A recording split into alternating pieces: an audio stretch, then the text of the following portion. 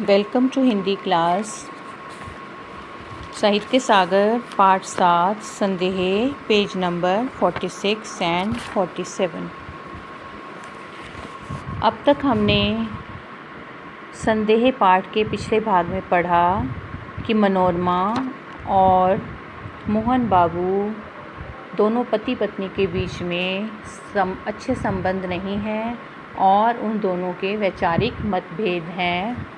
और ब्रज किशोर राम निहाल को मनोरमा और मोहन बाबू को घुमाने ले जाने के लिए कहते हैं और राम निहाल मनोरमा और मोहन बाबू को गंगा घाट पर घुमाने के लिए ले जाते हैं। वहाँ पर मनोरमा और मोहन बाबू के बीच में आपस में जो बातचीत होती है तो बातचीत इतनी अधिक बढ़ जाती है कि मोहन बाबू की मानसिक स्थिति ठीक ना होने के कारण वो थोड़ा उत्तेजित हो जाते हैं। और उसके बाद पेज नंबर 46, स्वस्थ होकर बड़ी कोमलता से मोहन बाबू कहने लगे, जब वो थोड़ा सा ठीक हुए तो वो कहने लगे, तुम्हारा अपमान होता है, सबके सामने मुझे ये बातें ना कहनी चाहिए, ये मेरा अपराध है, ये मेरा गुनाह है। अब वो अपना गुनाह स्वीकार करते हैं मनोरमा के सामने। मुझे क्षमा करो मनोरमा। सचमुच मनोरमा के कोमल चरण मोहन बाबू के हाथ में थे। तब मनोरमा ने देखा कि उसके पति उसके पाँव को छूने लगे। मोहन बाबू उसके पाँव छूने लगे, पाँव पकड़ने लगे। वह पैर छुड़ाती हुई पीछे खिसकी। मेरे शरीर से उसका स्पर्श हो गया, राम निहाल के शरीर से उसका स्पर्श हो गया। वे शुद्ध और संकोच में, शुद्ध अर्थात भयभीत सी, चिंतित सी, संकोच में, शर्म में, ऊब चूब रमणी अर्थात ऐसी रमणी जो आशा और निराशा की अवस्था में, एक ऐसी स्त्री जो आशा और निराशा की अवस्था में घिरी हुई थी, जैसे किसी का आश्रय पाने के लिए, किसी का सहारा पाने के लिए व्याकुल बेचैन हो गई थी। मनोरमा ने दीनता से, बड़ी दयालुता भरे भाव से मेरी ओर देखते हुए कहा, आप देखते हैं ना? सचमुच में देख रहा था। गंगा की घोर धारा पर बजरा फिसल रहा था। बजरा अर्थात बड़ी नाव। नक्षत्र बिखर रहे थे, तारे बिखर रहे थे और एक सुंदर युवती मेरा सहारा खोज रही थी। अपनी सब लज्जा, अपनी सब शर्म और अपमान लेकर वे दुर्वह संदेह भार से, एक ऐसा भार जो असहनीय था, जिसे ढोना कठिन था, ऐसे संदेह भार से पीड़ित मतलब उसमें घिरी हुई वो स्त्री जब कहती थी कि आप देखते हैं ना, तब मानो मुझसे प्रार्थना करती थी कि कुछ मत देखो, मेरा व्यंग्य उपहास देखने की वस्तु नहीं है। ये जो मेरे जीवन में मजाक बनाया जा रहा है, मेरे जीवन का जो मजाक उड़ाया जा रहा है, ये देखने की वस्तु नहीं है। मैं चुप था। घाट पर बजरा लगा।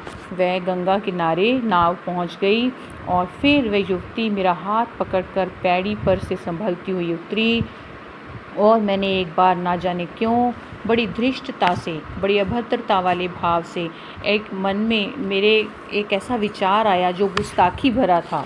एक गुस्ताखी भरा विचार आया कि मैंने गुस्ताखी की, गलती की कि मैं धन्य हूँ। मैं अपने आप को धन्य समझ रहा था कि मनोरमा जो है वो इस तरह का व्यवहार मेरे साथ कर रही है और मुझसे वो सहारा मांग रही है। मोहन बाबू ऊपर चढ़ने लगे। मैं मनोरमा के पीछे पीछे था, अपने पर भारी बोझ डालकर धीरे धीरे सीढ़ियों पर चढ़ रहा था। उसने धीरे से मुझसे कहा, राम निहाल जी, मेरी विपत्ति में आप सहायता ना कीजिएगा, मेरे कष्ट में आप मेरी सहायता नहीं करेंगे। मैं अवाक था, हैरान था। श्यामा ने एक बार गहरी दृष्टि से राम निहाल को देखा।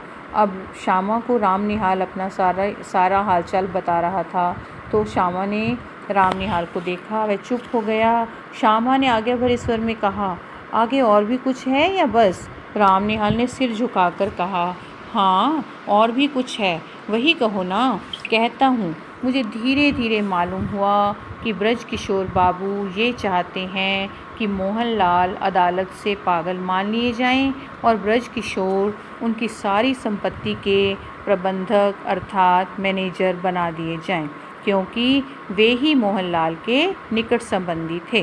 क्योंकि कई बार ऐसा होता है कि जब व्यक्ति को अदालत में पागल स्वीकार कर लिया जाता है, मान लिया जाता है, तो जो उनके निकट संबंधी होते हैं वही उनकी ज़मीन जायदाद और उनकी संपत्ति के प्रबंधक बनाए जा सकते हैं। इसमें क्या रहस्य है, किंतु संसार तो दूसरों को मूर्ख बनाने के व्यवसाय पर चल रहा है। कहते हैं मुझे नहीं पता इसमें क्या रहस्य छिपा हुआ है, लेकिन ये संसार जो है ये दूसरों को मूर्ख बनाने के काम पर ही चल रहा है। संसार में सभी दूसरों को मूर्ख समझते हैं और मूर्ख बनाना चाहते हैं। इसी तरह ये संसार जो है वो चल रहा है।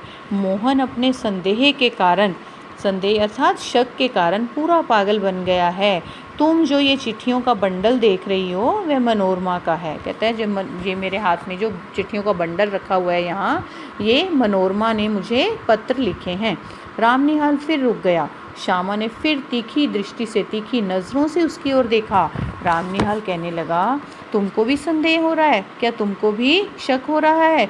सो ठीक ही है, मुझे भी कुछ शक हो रहा है, संदेह हो रहा है। मनोरमा क्यों मुझे इस समय बुला रही है? अब श्यामा ने हंसकर कहा, तो क्या तुम समझते हो कि मनोरमा तुमको प्यार करती है इसलिए वो तुम्हें बुला रही है, और वह दुष्चरित्र है और वह बुरे चरित्र वाली स्त्री है?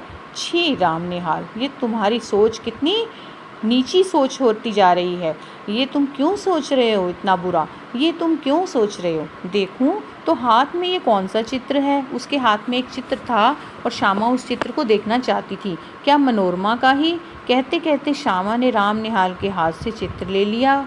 उसने आश्चर्य भरे स्वर में कहा, अरे ये तो मेरा ही है। जब उसने चित्र देखा तो उसे पता चला कि ये तो चित्र श्यामा का ही है।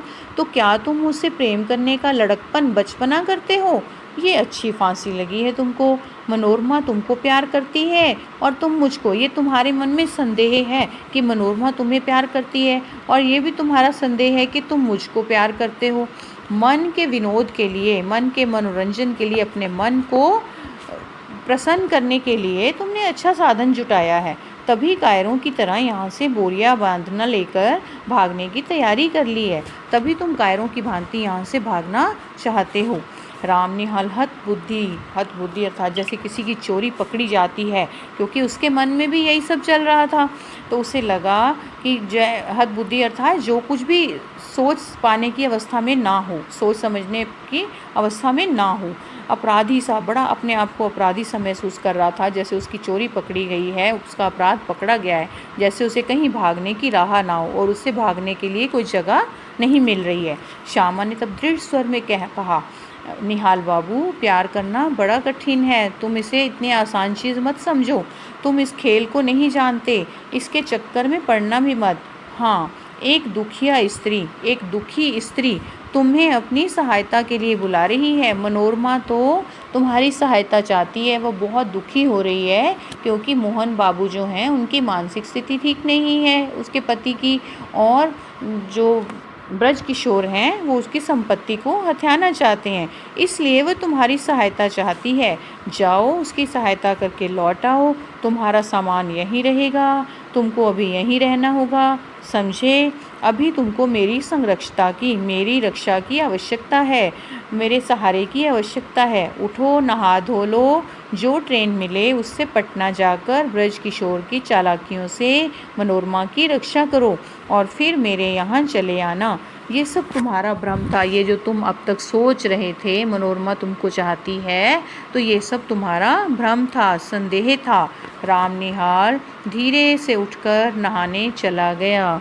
अब रामनिहाल को श्यामा द्वारा समझाई हुई बात समझ में आ गई थी, और इस पाठ में ये बताया गया है कि संदेह जो है, भ्रम जो है, शक जो है, वो मनुष्य की मानसिक स्थिति को भी प्रभावित करता है। धन्यवाद।